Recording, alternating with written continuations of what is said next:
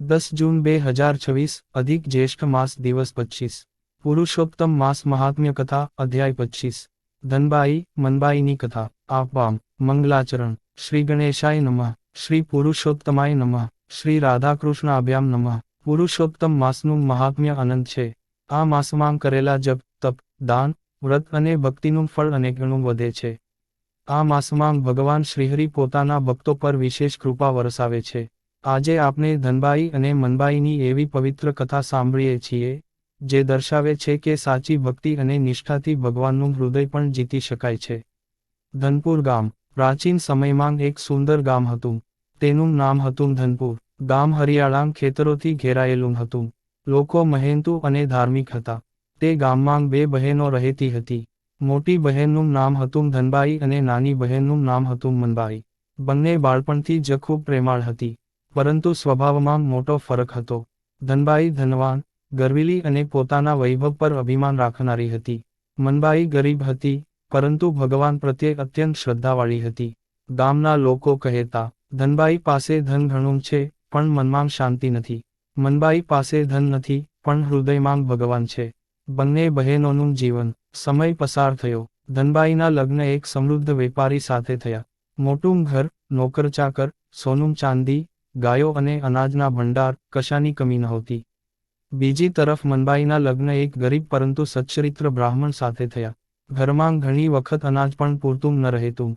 પણ મનબાઈ ક્યારેય ફરિયાદ કરતી નહોતી. તે હંમેશા કહેતી, ભગવાને જેટલું આપ્યું છે તે ઘણું છે. દરરોજ વહેલી સવારે ઉઠીને સ્નાન કરતી, તુલસીની પૂજા કરતી અને શ્રીહરિનું સ્મરણ કરતી. પુરુષોત્તમ માસનું આગમન. એક વર્ષે અધિક જ્યેષ્ઠ માસ આવ્યો. ગામમાં સાધુ સંતો આવ્યા. તેઓ પુરુષોત્તમ માસનું મહાત્મ્ય સંભળાવતા હતા. એક દિવસ મનબાઈ સત્સંગમાં ગઈ. સંતે કહ્યું, જે ભક્ત પુરુષોત્તમ માસમાં ઉપવાસ, જપ, કથા અને દાન કરે છે, તેના જીવનના દુઃખ દૂર થાય છે અને ભગવાન પ્રસન્ન થાય છે. આ વચન સાંભળીને મનબાઈના હૃદયમાં ભક્તિનો પ્રકાશ ફેલાઈ ગયો. તેણે સંકલ્પ કર્યો, આ આખો પુરુષોત્તમ માસ હું સંપૂર્ણ શ્રદ્ધાથી પાળીશ. ધનબાઈનો ઉપહાસ. મનબાઈ પોતાની મોટી બહેન ધનબાઈને મળવા ગઈ. તેણે કહ્યું, બહેન, પુરુષોત્તમ માસ આવ્યો છે. આપણે બંને મળીને વ્રત કરીએ. ધનબાઈ હસવા લાગી. અરે મનબાઈ, તારા જેવા ગરીબ લોકો વ્રત કરે તો સમજાય. ભગવાનને શું જરૂર છે તારા ઉપવાસની? મનબાઈ શાંતિથી બોલી, ભગવાન ધન નથી જોતા, ભાવ જુએ છે. ધનબાઈએ ઉપહાસ કરતાં કહ્યું, જો ભગવાન ભાવ જોતાં હોત તો બધા ગરીબ લોકો રાજા બની ગયા હોત. મનબાઈએ કંઈ જવાબ આપ્યો નહીં. તે જાણતી હતી કે સમય જ સાચો જવાબ આપશે. મનબાઈનું વ્રત. પુરુષોત્તમ માસ શરૂ થયો. મનબાઈ રોજ બ્રહ્મ મુહૂર્તમાં ઉઠતી, નદીમાં સ્નાન કરતી, શ્રીકૃષ્ણ શરણં મમ નો જપ કરતી, તુલસી પાસે દીવો પ્રગટાવતી, કથા સાંભળતી, ગરીબોને દાન આપતી, પોતે ભૂખી રહેતી પણ મહેમાનને ભોજન કરાવતી. તેના પતિ પણ તેની ભક્તિ જોઈને પ્રસન્ન થતા. એક દિવસ ઘરમાં માત્ર એક જ રોટલી હતી. ત્યારે એક વૃદ્ધ ભિક્ષુક દ્વારે આવ્યો. માતા, ઘણો ભૂખ્યો છું. મનબાઈએ તરત જ તે એકમાત્ર રોટલી ભિક્ષુકને આપી દીધી. પતિએ પૂછ્યું, હવે આપને શું ખાશું? મનબાઈ હસીને બોલી, જે ભગવાને ભિક્ષુકને મોકલ્યો છે, એ આપનું પણ ધ્યાન રાખશે. ભગવાનની પરીક્ષા. એ ભિક્ષુક કોઈ સામાન્ય માણસ નહોતો. તે સ્વયં ભગવાન પુરુષોત્તમ હતા. તેઓ મનબાઈની પરીક્ષા લેવા આવ્યા હતા. ભગવાન અત્યંત પ્રસન્ન થયા. તેમણે મનમાં વિચાર્યું, આ ભક્તિ નિસ્વાર્થ છે. યોગ્ય સમયે હું તેની મહેનતનું ફળ જરૂર આપીશ. ધનબાઈનો અહંકાર વધે છે. બીજી તરફ ધનબાઈ રોજ નવા આભૂષણ પહેરતી. લોકો સામે પોતાના ધનની શેખી મારતી. સત્સંગ અને કથાને સમયનો બગાડ ગણતી. એક દિવસ ગામના સંત તેના ઘરે આવ્યા. તેમણે કહ્યું, માતા, પુરુષોત્તમ માસમાં થોડું દાન કરો. ધનબાઈ ગુસ્સે થઈ ગઈ, મારા ધન પર કોઈનો હક નથી. સંત શાંતિથી ચાલ્યા ગયા. જતાં જતાં બોલ્યા, ધન કાયમ રહેતું નથી. ભગવાનની કૃપા જ સાચું ધન છે. મનબાઈની મુશ્કેલી. એક દિવસ મનબાઈના પતિ ગંભીર રીતે બીમાર પડી ગયા. ઘરમાં દવા લેવા પૈસા નહોતા. પાડોશીઓએ કહ્યું, હવે તો વ્રત છોડીને પતિની સેવા કર. મનબાઈએ જવાબ આપ્યો, સેવા પણ કરીશ અને ભગવાનનું વ્રત પણ પાળીશ. દિવસ રાત પતિની સેવા કરતી રહી. સાથે ભગવાનનો જપ પણ ચાલુ રાખ્યો. ચમત્કારની શરૂઆત. એક રાત્રે મનબાઈ થાકી ગઈ હતી. તે ભગવાનને પ્રાર્થના કરીને સૂઈ ગઈ. સ્વપ્નમાં એક દિવ્ય પુરુષ દેખાયા. તેમણે કહ્યું, મનબાઈ, ચિંતા ન કર. આવતીકાલે તારા જીવનમાં સુખનો સૂર્ય ઉગશે. સવાર થતાં જ એક અજાણ્યો વૈદ્ય ઘેર આવ્યો. તેણે પતિની સારવાર કરી. થોડા જ દિવસોમાં પતિ સંપૂર્ણ સ્વસ્થ થઈ ગયા. મનબાઈ ભગવાનનો આભાર માનવા લાગી. ધનબાઈ પર સંકટ. એ જ સમય દરમિયાન ધનબાઈના વેપારમાં ભારે નુકસાન થયું. વહાણ ડૂબી ગયા, માલ નષ્ટ થઈ ગયો, દેવું વધી ગયું, ઘરમાં કલહ શરૂ થયો. ધનબાઈ ચિંતામાં ડૂબી ગઈ. તેણે વિચાર્યું, આ બધું અચાનક કેવી રીતે થયું? સંતનો ઉપદેશ. એક દિવસ એ જ સંત ફરી મળ્યા. ધનબાઈએ પોતાની વ્યથા કહી. સંત બોલ્યા, અહંકાર છોડો, ભગવાનનું સ્મરણ કરો, પુરુષોત્તમ માસનો આશ્રય લો. ધનબાઈને પોતાની ભૂલ સમજાવા લાગી. તેને મનબાઈની વાત યાદ આવી. બહેન પાસે આગમન. ધનબાઈ મનબાઈના ઘરે આવી. તે આશ્ચર્યચકિત થઈ ગઈ. ગરીબી હોવા છતાં ઘરમાં શાંતિ, સંતોષ અને ભક્તિનું વાતાવરણ હતું. ધનબાઈની આંખોમાં આંસુ આવી ગયા. બહેન, મને માફ કર. મનબાઈએ પ્રેમથી ગળે લગાવી. બહેન, હું કોણ માફ કરનારી? ભગવાન બધાને માફ કરે છે. નવી શરૂઆત. મનબાઈએ ધનબાઈને પુરુષોત્તમ માસનું વ્રત સમજાવ્યું. બંને બહેનોએ સાથે મળીને ભગવાનનું નામસ્મરણ શરૂ કર્યું. તુલસી પૂજા કરી, દાન આપ્યું, કથા સાંભળી, ભજન કર્યા. ધીરે ધીરે ધનબાઈના જીવનમાં પણ પરિવર્તન આવવા લાગ્યું. તેના મનની અશાંતિ દૂર થવા લાગી. ભાગ 1નો ઉપસંહાર. આ રીતે ધનબાઈને સમજાયું કે સાચું સુખ ધનમાં નથી, પરંતુ ભગવાનની ભક્તિમાં છે. મનબાઈએ પોતાની શ્રદ્ધા, સેવા અને પુરુષોત્તમ માસના વ્રત દ્વારા ભગવાનને પ્રસન્ન કર્યા. ભાગ 2માં આપણે જાણીશું, ભગવાન ધનબાઈ અને મનબાઈની ફરી કેવી પરીક્ષા લે છે. મનબાઈને મળેલા દિવ્ય આશીર્વાદનું રહસ્ય શું હતું? ધનબાઈના જીવનમાં કયો ચમત્કાર થયો? બંને બહેનોને ભગવાન પુરુષોત્તમના સાક્ષાત દર્શન કેવી રીતે મળ્યા? પુરુષોત્તમ માસ મહાત્મ્ય કથા, અધ્યાય 25. ધનબાઈ, મનબાઈની કથા. ભાગ 2. જય શ્રી પુરુષોત્તમ ભગવાન. પાછલા ભાગમાં આપણે જોયું કે મનબાઈની અડગ ભક્તિ અને પુરુષોત્તમ માસના વ્રતથી ભગવાન પ્રસન્ન થયા હતા. બીજી તરફ ધનબાઈ પોતાના અહંકારને કારણે દુઃખી બની હતી. અંતે તેને પોતાની ભૂલ સમજાઈ અને તે મનબાઈ સાથે ભગવાનની ભક્તિમાં જોડાઈ. હવે આગળની કથા સાંભળીએ. ધનબાઈના જીવનમાં પરિવર્તન. મનબાઈના ઘરમાં થોડા દિવસ રહીને ધનબાઈએ ભક્તિનો સાચો અર્થ સમજવાનું શરૂ કર્યું. તે દરરોજ સવારે વહેલી ઉઠવા લાગી.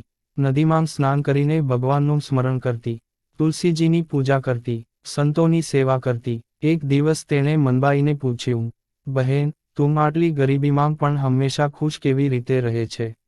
મનબાઈ હસીને બોલી, જેના હૃદયમાં ભગવાન હોય તેને ગરીબી ક્યારેય દુઃખી કરી શકતી નથી.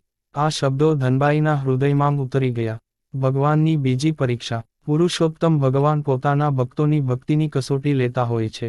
એક દિવસ બંને બહેનો ભજન કરી રહી હતી. ત્યારે એક વૃદ્ધ સાધુ તેમના દ્વારે આવ્યા. તેઓ ખૂબ જ થાકેલા અને ભૂખ્યા લાગતા હતા. સાધુએ વિનંતી કરી, માતાઓ, 3 દિવસથી ભૂખ્યો છું. કંઈક ખાવાનું આપો. ઘરમાં થોડું જ અનાજ બચ્યું હતું. ધનબાઈ થોડી મૂંઝાઈ ગઈ, પણ મનબાઈએ તરત કહ્યું, મહારાજ, જે છે તે બધું આપનું છે. તેણે આખું ભોજન સાધુને અર્પણ કરી દીધું. ધનબાઈ પણ હવે બદલાઈ ગઈ હતી. તેણે પોતાના હાથથી સાધુને પાણી પીવડાવ્યું. સાધુ ખૂબ પ્રસન્ન થયા. દિવ્ય આશીર્વાદ. ભોજન કર્યા પછી સાધુએ કહ્યું, માતાઓ, તમારું કલ્યાણ થશે. આટલું કહીને તેઓ ચાલવા લાગ્યા. થોડે દૂર ગયા અને અચાનક અદૃશ્ય થઈ ગયા. બંને બહેનો આશ્ચર્યમાં પડી ગઈ.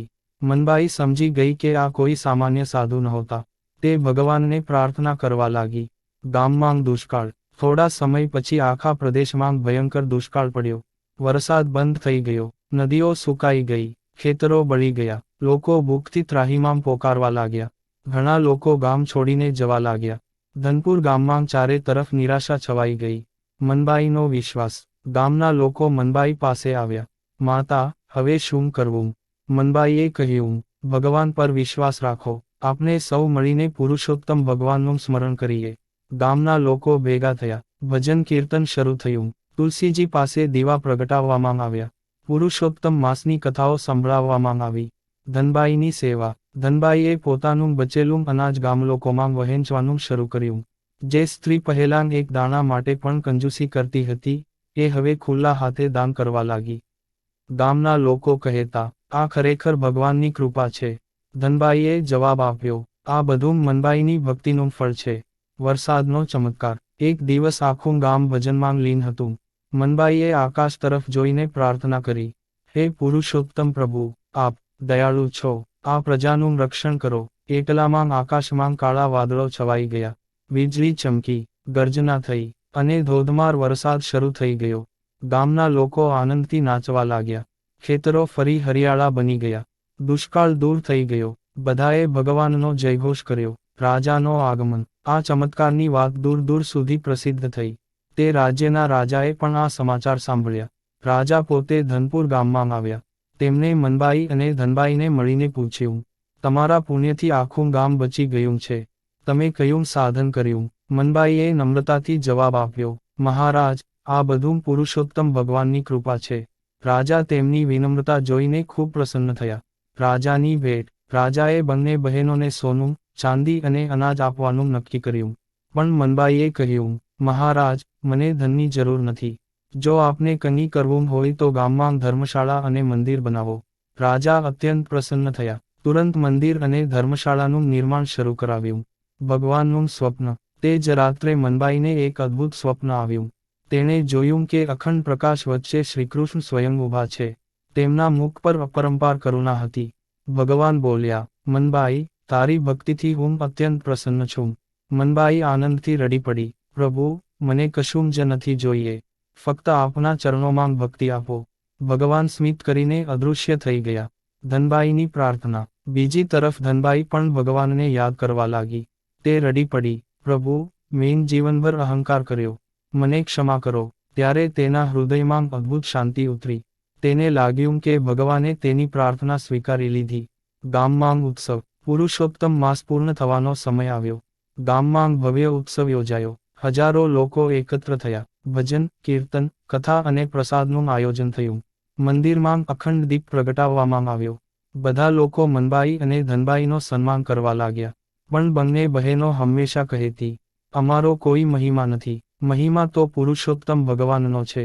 દિવ્ય સંકેત. ઉત્સવની છેલ્લી રાત્રે મંદિરમાંથી અદ્ભુત સુગંધ આવવા લાગી. આખું મંદિર દિવ્ય પ્રકાશથી ઝગમગી ઉઠ્યું. લોકો આશ્ચર્યમાં પડી ગયા. બધાને લાગ્યું કે કોઈ મહાન ઘટના બનવાની છે. ભાગ 2 નો ઉપસંહાર. આ રીતે મનબાઈની ભક્તિ અને ધનબાઈના પસ્તાવાથી ભગવાનની કૃપા વરસી. ગામ દુષ્કાળમાંથી બચી ગયું, મંદિરનું નિર્માણ થયું અને બંને બહેનોનું જીવન ધન્ય બન્યું.